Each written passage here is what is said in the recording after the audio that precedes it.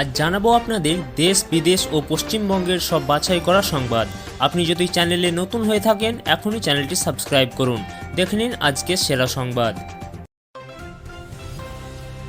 SIR আসলে super emergency, Uttarbanga সফরে মুখ্যমন্ত্রী মমতার তোপ। উত্তরকন্যার সাংবাদিক বৈঠক থেকে এসআইআর নিয়ে তীব্র ক্ষোভ প্রকাশ করলেন মুখ্যমন্ত্রী মমতা বন্দ্যোপাধ্যায়। সোমবার তিনি এসআইআরের সঙ্গে নোটবন্দির তুলনা টেনে বলেন, 2 মাসের মধ্যে সফলভাবে এসআইআর শেষ করা কার্যত অসম্ভব। নোটবন্দির মতোই এসআইআরের মাধ্যমে সাধারণ মানুষের ওপর চাপ তৈরি করা হচ্ছে বলে অভিযোগ মুখ্যমন্ত্রীর। এদিন তিনি বলেন, প্রশাসনের অফিসার কর্মীদের এভাবে ব্যস্ত রাখা হচ্ছে যাতে তারা 3 মাসের জন্য কাজ করতে না পারে। এটা এক প্রকার সুপার এমার্জেন্সি। এসআইআর নিয়ে আতঙ্কের সুযোগে ব্যবসা, ভুয়ো শংসাপত্রের চক্র ধৃত কাকা ভাইপো। স্পেশাল ইন্টেনসিভ রিভিশনের কাজ শুরু হতেই 1 সপ্তাহের মধ্যে ভুয়ো জন্ম শংসাপত্র ও স্কুল সার্টিফিকেট তৈরির রমনামা মালদার চাঁচলে। মোট টাকার বিনিময়ে ভুয়ো স্ট্যাম্প ব্যবহার করে সাধারণ মানুষকে দেওয়া হচ্ছিল নকল নথি। সূত্রের খবর পেয়ে শনিবার রাতে অভিযান চালিয়ে রাতুয়া থানার সামসি ফাঁড়ির পুলিশ গ্রেপ্তার করে মূল চক্রী আব্দুল খালেক ও শরীফ খানকে। কাকা ভাইপো এই দুজন শামসির চাঁদমণি 2 গ্রাম পঞ্চায়েতের এলাকায় একটি কম্পিউটার সেন্টারের আড়ালে চালাচ্ছিল এই র্যাকেট। নিয়ন্ত্রণ হারিয়ে 2 বাসের মুখোমুখি সংঘর্ষ, আহত হন একাধিক জন। ভয়াবহ সড়ক দুর্ঘটনা বীরভূমের নানুরে। সোমবার বিকেল 4:45 নাগাদ কিন্নাহার বোলপুর রাস্তায় 2 বাসের মুখোমুখি সংঘর্ষ হয়। নানুরের মোহনপুরের কাছে সংঘর্ষের ঘটনায় অন্তত 10 জন জখম হয়েছেন বলে জানা গিয়েছে। গ্যাস অম্বলের ওষুধের অভাব, বেহাল অবস্থা কোচবিহার MJN মেডিকেল কলেজে। টানা 7 দিন ধরে হাসপাতালে মিলছে না গ্যাস অম্বল কিংবা ভিটামিনের ওষুধ। প্রত্যন্ত এলাকা থেকে আসা রোগীরা প্রেসক্রিপশন নিয়ে খালি হাতে ফিরছেন। ওষুধের সংকটে ক্ষুব্ধ রোগী ও তার পরিবাররা। অবশেষে মুক্তি পাচ্ছেন পার্থ চট্টোপাধ্যায় ও SSCর প্রাক্তন চেয়ারম্যান সুবীরেশ ভট্টাচার্য। 3 বছর পর জেল থেকে মুক্তি পাচ্ছেন রাজ্যের প্রাক্তন মন্ত্রী পার্থ চট্টোপাধ্যায়। সুপ্রিম কোর্টের নির্দেশে CBIয়ের 8 সাক্ষীর সাক্ষ্য গ্রহণ সম্পূর্ণ হওয়ায় এবার মুক্তি মিলেছে তার। আজ 8ম সাক্ষীর সাক্ষ্য গ্রহণ শেষ হয়েছে। পাশাপাশি মুক্তি পেতে চলেছেন SSCর প্রাক্তন চেয়ারম্যান সুবীরেশ ভট্টাচার্য। জন্ডিসে আক্রান্ত একাধিক শিশু, গ্রামে নেমে এলেন স্বাস্থ্য দপ্তরের আধিকারিকরা। বারবার কাঁপুনি, জ্বর, গায়ের রং হলদেটে লক্ষণ জন্ডিসের। ঝাড়গ্রামের বেলপাহাড়ি ব্লকের কেচন্দা গ্রামে একাধিক শিশু কিশোরের এই রোগে আক্রান্ত বলে দাবি। গ্রামবাসীদের অভিযোগ, ট্যাপের পানি জল খেয়ে জন্ডিস হচ্ছে। তাদের দাবি, গ্রামের প্রায় 70 জন ইতিমধ্যেই আক্রান্ত রয়েছে। ফর্ম ফিল আপ নিয়ে বিজেপির 2 গোষ্ঠীর মধ্যে বাঁধে সংঘর্ষ, চাপে রয়েছে দল। এসআইআর ফর্ম পূরণ ঘিরে বিজেপির 2 গোষ্ঠীর মধ্যে বাঁধে গণ্ডগোল। অভিযোগ, তৃণমূলের কর্মীদের ফর্ম পূরণে সহায়তা করেছেন এক শিক্ষা কর্মাধ্যক্ষ। এই অভিযোগ তুলে মণ্ডল সভাপতি তার লোকজন নিয়ে হামলা চালান। মারধরের অভিযোগ উঠেছে তার বিরুদ্ধেও। রিচা ঘোষের নামে উত্তরবঙ্গে তৈরি হবে স্টেডিয়াম, ঘোষণা মুখ্যমন্ত্রী মমতার। বিশ্বকাপজয়ী ভারতীয় মহিলা দলের সদস্য রিচা ঘোষের নামে উত্তরবঙ্গে স্টেডিয়াম তৈরির ঘোষণা করলেন মুখ্যমন্ত্রী মমতা বন্দ্যোপাধ্যায়। উত্তরকন্যা থেকে সংবাদ মাধ্যমে তিনি জানান, শিলিগুড়ি চাঁদবাগানে 27 একর জমিতে স্টেডিয়াম হবে রিচার নামে। শনিবার ইডেনে রিচাকে সম্মান জানায় রাজ্য ও সরকার CAB।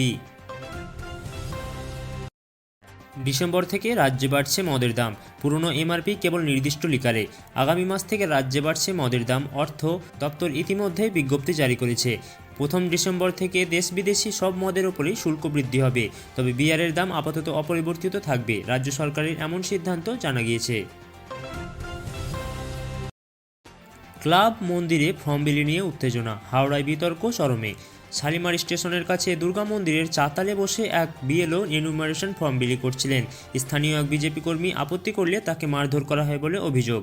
পরে শিবপুর বোটানিক গার্ডেন থানার পুলিশ এসে পরিস্থিতি সামলায়। অর্ধেক দামে টিভি ফ্রিজের টোপ, অগ্রিম টাকা নিয়ে প্রতারণা। ফির হেরাফেরির সংলাপ 21 দিন में पैसा ডাবলের মতোই প্রতারণা এবার শিলিগুড়িতে। অর্ধেক দামে ইলেকট্রনিক পণ্য পাইয়ে দেওয়ার নামে 6 মাস ধরে চলছিল এই স্ক্যাম। প্রলোভনে পড়ে বহু মানুষ হারিয়েছেন হাজার হাজার টাকা। প্রতারক টাকা নিয়ে উধাও। সরকারি জমি থেকে গাছ কাটার অভিযোগে চাঞ্চল্য, অভিযুক্তদের খোঁজে রয়েছে প্রশাসন। অনুমতি ছাড়াই সরকারি জমি থেকে গাছ কাটায় তোলপাড় বাঁকুড়া।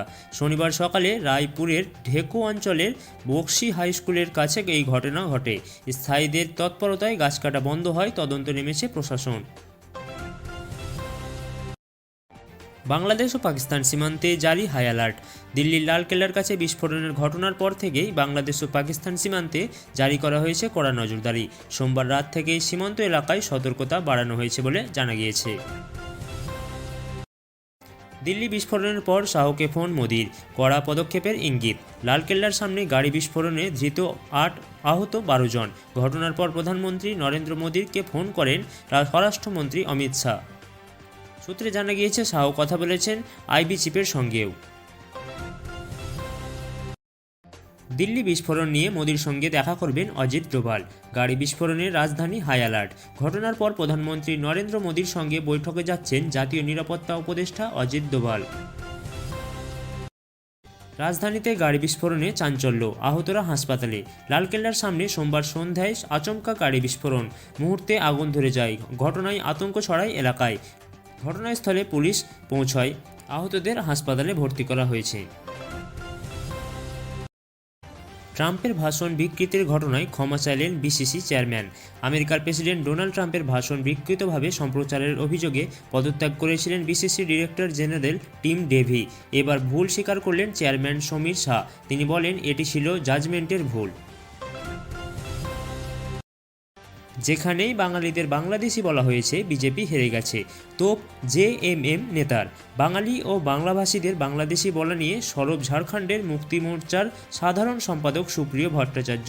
তার তোপ, যেখানে বাঙালিদের বাংলাদেশি বলা হয়েছে, মানুষ বিজেপিকে প্রত্যাখ্যান করেছে, এবারও করবে। জাভেদ হাবিবকে এখনই গ্রেপ্তার নয়, আদালতের রক্ষাকবচ। বিখ্যাত কেস সজ্জাশিল্পী জাভেদ হাবিবের বিরুদ্ধে 32টি এফআইআর দায়ের হলেও সোমবার এলাহাবাদ হাইকোর্ট তাকে রক্ষাকবচ দিয়েছে। আইনজীবী শেখর নীলকান্ত জানান, আদালতের নির্দেশে আপাতত গ্রেপ্তার করা যাবে না জাভেদ হাবিবকে। খবর শুনছেন লাইভ বাংলা ইউটিউব চ্যানেল থেকে। এখনই সাবস্ক্রাইব করুন সারাদিনের গুরুত্বপূর্ণ খবর পেতে।